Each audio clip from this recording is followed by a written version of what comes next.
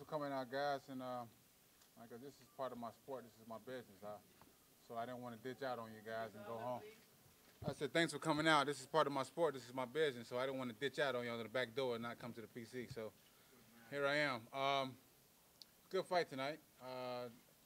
Only thing that Adam Mack brought to me, that, and which I already knew, it's just his feet. He was moving. He was out the way.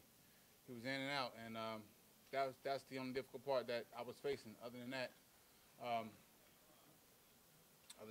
think we put up a good show tonight, and he came out victorious. But I have nothing to hold my head down on and hang my head down on. I felt great through the whole fight. I felt like going another 3 more rounds. I wish it was a 15-round fight so I can get him. But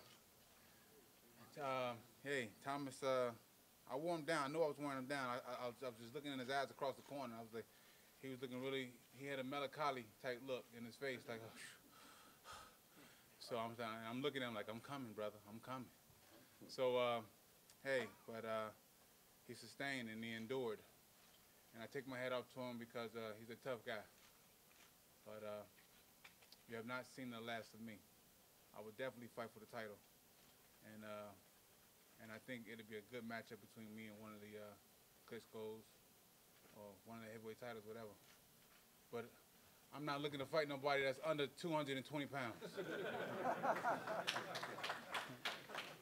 landed some good rights late in the fight. Did you feel like you waited too long to start really trying to turn on your power? Actually, I landed some good rights early on in the fight as well. Adam Mack was just, he was on that bicycle, man. And, you know, it just, he had one of them high 180 cc's. You know, he was rolling, baby. I was trying to catch up to him. But I cut the ring up well.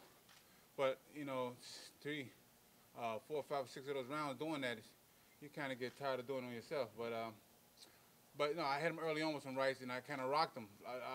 As I was told, I heard him probably like 4 or 5 times, 5 or 6 times in the fight.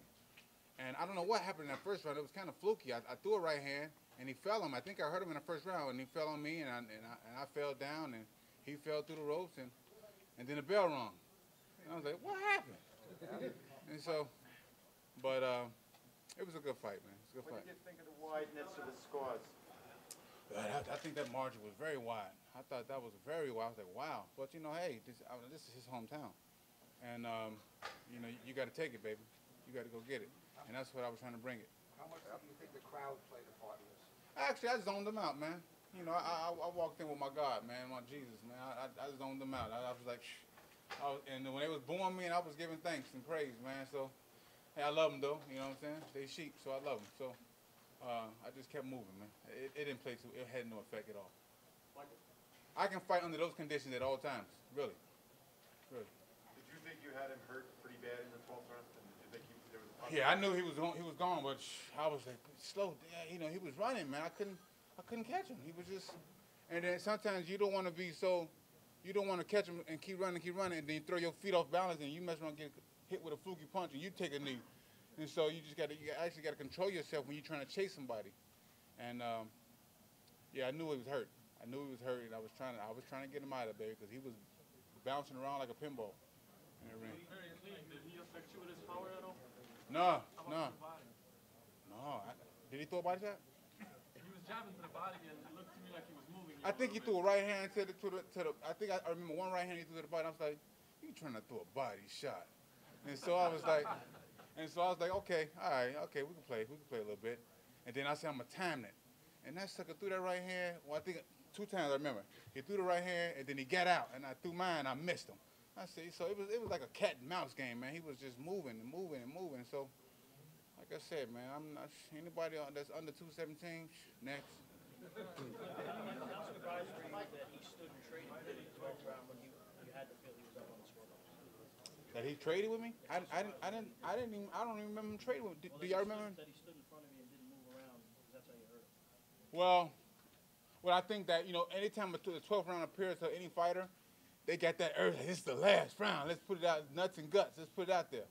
And then once he felt that right hand coming, he said, this train ain't stopping. So that's when he kind of jumped on and said, okay, I can't be doing this. You know, I came this far.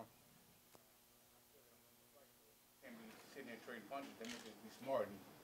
and run. Do you think at the end of the 6 rounds, when you really hurt him the worst, you think there was another minute or so, think you would be able to take him out? Because that's when I saw that he was really hurt right at the end of the round. When you guys were exchanging right hands and you caught him right on the button. He didn't really find his slew going back to the corner that round. Yeah. 7? 7th round. Yeah, it's, I did. But I was trying to catch this mouse, man. And so if I stunned him in the 7th round, absolutely. And it felt like, you know, when I stunned him, it was always the end of the round. You know what I'm saying? I'm like, God, dog, who on that bill? You know what I'm saying? So I was like, you know, certain things is like, I'll get the next round. And I go to the corner. It's funny. It's funny because he'll get his punches off, then I go to the corner, then my trainer get his punches off on me, telling me like, what you know, you gotta do something. I'm like, I'm getting beat up on both ends. So, okay, go ahead. Guys, 3 more questions. Gotta get Thomas up. He's very effective with his left hook in close quarters. He landed it a lot. Is that something that maybe you didn't expect? Because that might have been his best punch on a consistent basis, that left hook coming in. No, I didn't expect his left hook, but because I wanted to draw him in. So the left hook, I knew when the left hook comes, when anybody throws left hook, they draw it in. You know what I'm saying? And what happened, when he threw the right hand, he normally pulls out. So I was waiting him to pull out when he threw the right hand. But no, he stayed in there and he threw the left hook. And I was like, this sucker. And so I tried to, and he got me. So, like I said, but it wasn't devastating enough where I was, you know what I mean? Hey, Grant. Mike, I'm watching Tate Fadiman. Why didn't you throw body shots to slow him down and the right uppercut? Tough guy. He run. When you got a runner, it's tough. You know what I'm saying? Because when you throw a body shot, you got to sit. You can't be standing up. It's not like a jab. It's not like a jab. A body shot, you sitting down and you finna unleash. You know what I'm saying? You know, like my man saying, unleash the dragon. You about to unleash, baby. And you got to sit down and throw that punch. And if I sit down, he gone. I sit down, he gone. So it's like, you know, it's kind of difficult, but no more 220s, baby. Anybody under 220? Chris Arreola fought a fight against this guy before you went in, and I'm sure you studied the footage on Arreola. What did you do that was different than Arreola that enabled you to fight a much better fight? Well, I knew that he was going to be. Let's face it. He's going to have a difficult time because I'm 6'7", so he got to reach up and throw that jab. And you know, it's kind of like by my presence and pressuring. I knew that I was going to wear him down, and for some reason I wore him down. Chris Arreola, he ran with Chris Arreola, but Chris Arreola never cut the ring off. He just followed him. He followed him, and as you see, I was cutting the ring off, and that wears a fighter down because you're constantly adding pressure and you're cutting the ring off. So you're limiting his options, and so that means he got to fight. And then if he's going to fight, he's going to throw those rapid punches and get out of there. And then so that kind of makes it a little difficult for his opponent to fight him. Hey, Michael, I know you had him hurt. Did I answer? Hold on, champ. Did I answer that correct? Okay.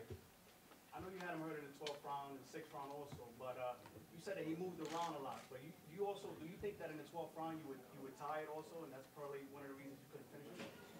Man, no, I fight through tiredness. You know, that's what I train for because, you know, when tiredness, it's time to go. See, basically, when you're tired, that's when the fight begins. It ain't when you rested and then the fight begins. No, the fight begins when you're tired. What you gonna do now? And so actually, when that moment came, I was like, let's get it. And I knew that he was breathing out his nose, ears, mouth, everything. I was just trying to catch him, and you know, he did this and he ran and he did this and did this. That honestly saved him. You know, running, going. That honestly, that saved him because if he'd have stood up, if I would have hit him on the shoulders, the neck, the chest, the head, whatever, it would have took effect. But this out the way, and he's already, you know, what, 6'1", 6'2", and I'm swinging and he going under. It saved him. This saved him.